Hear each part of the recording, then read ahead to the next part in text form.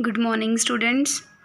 हाँ जी, कल जो चैप्टर स्टार्ट किया सी थ्योरी ऑफ डिमांड, उसका नैक्सट टॉपिक अज कर रहे हैं। देखो 4 कंसैप्ट आपां पढ़ने ने। मंग दा वधना, घटना, फैलना ते सुंगड़ना, मतलब increase, decrease, extension and contraction of demand. ठीक है, इनू आपां 2 पार्ट्स दे विच पढ़दे हां। जिवें पहला आपां पढ़ रहे हैं मंग दा वधना ते मंग दा घटना। इस तो मतलब मंग दे वधन तो भाव है कि वस्तु की कीमत तो बिना बाकी कारणों विच तब्दीली आउण नाल मंग वध जावे। मतलब जिस भी आपां वस्तु की गल कर रहे हैं उसकी कीमत दे विच कोई चेंज नहीं आऊगा। ठीक है, कीमत सेम रहूगी पर बाकी जो कारण ने, जिवें आमदन हो सकता है उपभोगता की आमदन वध जाए, फैशन उस चीज़ का फैशन ही ज़्यादा हो जाए, या जनसंख्या वध जाए, या कल आपां जिवें रीति रिवाज है ना, बहुत सारे कारण हो सकते हैं। तो उस सिचुएशन में आपां की बोलते हैं मंग दा वधना। जिवें देखो लिखा हुआ है टेबल दे विच प्राइस ते डिमांड, कोई भी चीज़ हो सकती है। ये कि प्राइस ये किसी पैन का हो सकता है कि 5 रुपये प्राइस ते पहला 10 पैनों की डिमांड हो रही सी, प्राइस हुण भी 5 रुपये ही है पर पैनों की डिमांड वध गई। शायद उस पैन का ट्रेंड बहुत वध गया या पैन की क्वालिटी बहुत अच्छी है ना। तो देखो इस चीज़ में आप डायग्राम दे विच भी दिखाया हुआ है। प्राइस 5 रुपये सी, डिमांड 10 सी, इस पॉइंट ते मिल रहे सी, तो डिमांड करव डी जा रही सी। प्राइस हुण भी 5 रुपये है पर डिमांड वध गई 20 हो गई, तो इस पॉइंट ते मिल रहे हैं। तो एक नवी डिमांड करव D1 इत्थों जा रही है, अगे नूं शिफ्ट हो गई डिमांड। ठीक है, अगर तुहानूं ये समझ आ गया तो जो मंग दा घटना है वो बिल्कुल इसका ओपोजिट है। देखो इस तो भाव है कि वस्तु की कीमत तो बिना बाकी कारणों विच तब्दीली आउण नाल मंग घट जावे।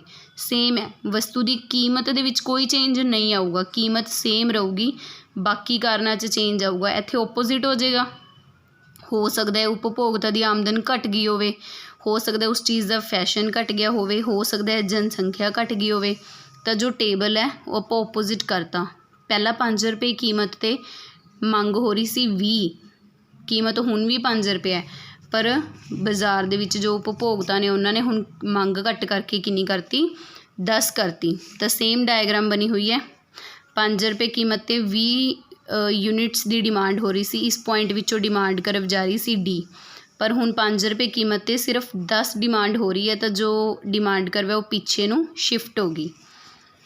देखो नीचे की लिखा हुआ है, सूची और रेखा चित्र विच असी देख सकते हाँ कि कीमत समान रहन ते भी मंग ज़्यादा हो गई है। मतलब इधर वाली साइड है ना, इसनों मंग दा वधना कहा जाता है। और इधर भी आपां ही लिखा है, सूची और रेखा चित्र विच असी देख सकते हाँ कि कीमत समान रहन ते भी मंग घट हो गई है, इसनों मंग दा घटना कहा जाता है।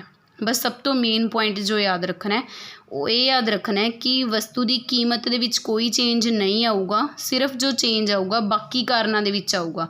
जिवें कमीज शर्ट हो सकती है ना, कोई कपड़ा हो सकता है कि कीमत उसकी सेम है पर उस कपड़े की मंग बहुत वध जाए, या कार्स की डिमांड बहुत वध जाए, कीमत सेम है क्योंकि लोगों का जो टेस्ट है ना उहदे विच वध रहा है, लोग उस चीज़ नूं बहुत पसंद कर रहे हैं, या लोगों की इनकम बहुत वध गई होएगी।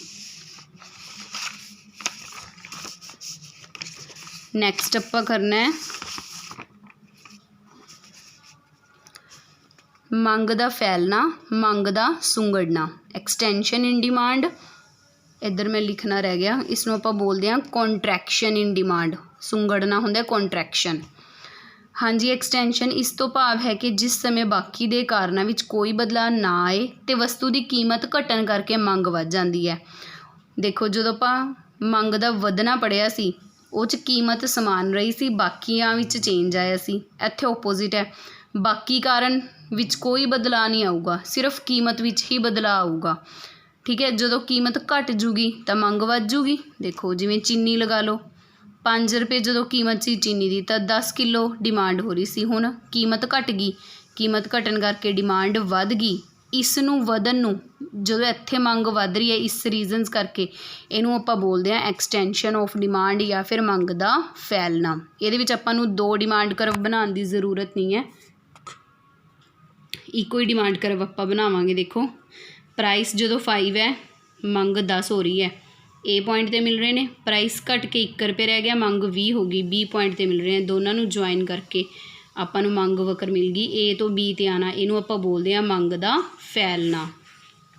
ਇੱਧਰ ਦੇਖੋ, ਮੰਗ ਦਾ ਸੁੰਗੜਨਾ, ਇਸ ਤੋਂ ਭਾਵ ਹੈ ਕਿ ਜਿਸ ਸਮੇਂ ਬਾਕੀ ਦੇ ਕਾਰਨਾਂ ਵਿੱਚ ਕੋਈ ਬਦਲਾਅ ਨਾ ਆਏ ਅਤੇ ਵਸਤੂ ਦੀ ਕੀਮਤ ਵਧਣ ਕਰਕੇ ਮੰਗ ਘਟ ਜਾਂਦੀ ਹੈ। ਬਾਕੀ ਦੇ ਕਾਰਨ ਸੇਮ ਰਹਿਣਗੇ, ਨਾ ਹੀ ਉਪਭੋਗਤਾ ਦੀ ਆਮਦਨ ਵਧੂਗੀ ਜਾਂ ਘਟੂਗੀ, ਕੋਈ ਬਦਲਾਅ ਨਹੀਂ ਆਊਗਾ। ਫੈਸ਼ਨ ਵਿੱਚ ਕੋਈ ਬਦਲਾਅ ਨਹੀਂ ਆਊਗਾ, ਰੀਤੀ ਰਿਵਾਜ, ਜਨਸੰਖਿਆ, ਕਿਸੇ ਵੀ ਚੀਜ਼ ਦੇ ਵਿੱਚ ਕੋਈ ਵੀ ਬਦਲਾਅ ਨਹੀਂ ਆਊਗਾ। ਠੀਕ ਹੈ, ਸਿਰਫ ਕੀਮਤ ਦੇ ਵਿੱਚ ਹੀ ਬਦਲਾਅ ਆਊਗਾ। ਦੇਖੋ ਕੀਮਤ ਵੱਧ ਗਈ, ਕੀਮਤ ਵਧਣ ਕਰਕੇ ਉਪਭੋਗਤਾ ਨੇ ਆਪਣੀ ਮੰਗ ਕੀ ਕਰਤੀ, ਘੱਟ ਕਰਤੀ।